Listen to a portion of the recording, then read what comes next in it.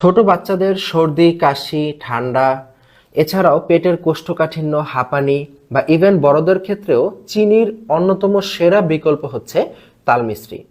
কিন্তু বাংলাদেশে এই তালমিছরির ইন্ডাস্ট্রি ভেজালে ছেয়ে যাওয়ায় আমরা দিন দিন ইন্ডিয়ান শতবর্ষ পুরনো কোম্পানি দুলাল চন্দ্র ভরের তালমিছরির দিকে ঝুঁকছি।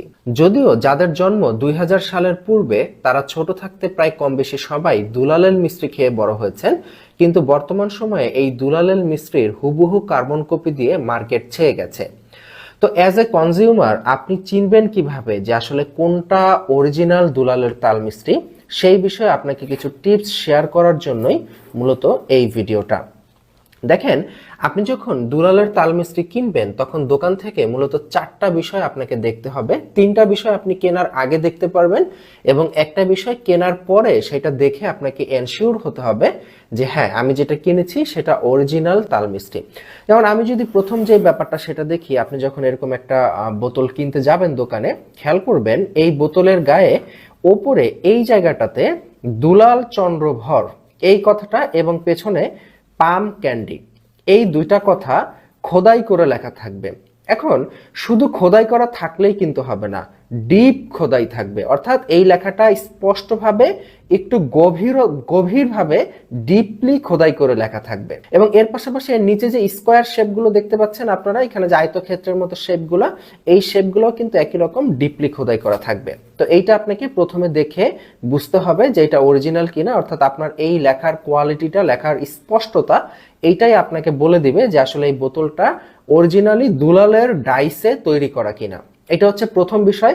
সেকেন্ড বিষয়টা হচ্ছে, আমি যদি একটু এভাবে ধরি, দেখেন এই দুলাল চন্দ্র ভরের মিষ্টির ওপরে যে ক্যাপটা রয়েছে, এই ক্যাপেও কিন্তু ঠিক একইভাবে দুলালের ছবি এবং দুলাল চন্দ্র ভর এই কথাটা লেখা থাকবে এবং এটা এখানে মোড়ক দিয়ে ইনটেক প্যাকেট করা আছে, তো এই জন্য ক্লিয়ার দেখা যাচ্ছে না।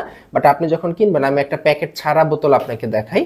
এই যে লক্ষ্য করুন, বোতলের ক্যাপের উপরে এরকম ডিপলি খোদাই করে দুলালের ছবি এবং লেখা থাকবে দুলাল চন্দ্র ভর পাম ক্যান্ডি, এবং এটা কিন্তু কোনো হালকা ভাবে লেখা থাকবে না, ডিপলি খোদাই করে লেখা থাকবে।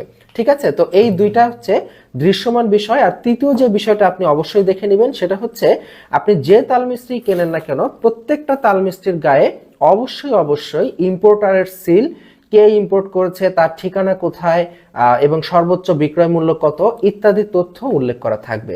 এটা খুবই গুরুত্বপূর্ণ। ঠিক আছে, তো এই 3টা বিষয় মূলত আপনি তাল মিষ্টিটা কেনার পূর্বে দোকানদারের সামনে আপনি যাচাই করে তারপরে তাল মিষ্টিটা পারচেস করবেন। এরপরের যে পার্টটা, সেই পার্টটা হচ্ছে তাল মিষ্টিটা কিনে বাসায় এনে প্যাকেটটা ছিঁড়ে তারপর এটা প্লেটে ঢেলে একটু খেয়ে দেখতে হবে যে এইটা আসলে কেমন, এটার স্বাদটা কেমন। আপনি বলতে পারেন, ভাই তাল মিষ্টি যদি কিনেই ফেলি তখন বাসায় এনে খেয়ে দেখলেই বা কি আসে যায়? জি ভাই, অনেক কিছু আসে যায়। কারণ এই তাল মিষ্টি এমন একটা খাবার যেটা মূলত বাচ্চাদেরকে প্রচুর পরিমাণে খাওয়ানো হয়। সো আপনি মনে করেন ভেজাল তাল মিষ্টি কিনেই ফেললেন দোকান থেকে, এখন কিনে ফেলেছেন দেখে কি ভেজালটাই আপনার বাচ্চাকে খাওয়াবেন? একটুকু টেস্ট করে দেখবেন না, নিজে খেয়ে দেখবেন না যে আসলে এটা কেমন?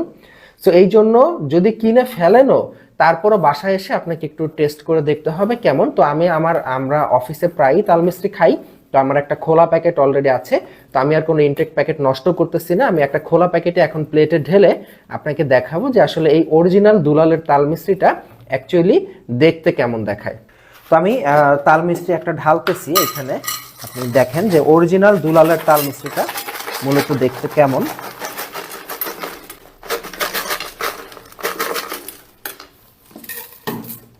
এই যে দেখুন, এটা হচ্ছে সম্পূর্ণ অরিজিনাল দুলাল চন্দ্র ভরের তাল মিষ্টি।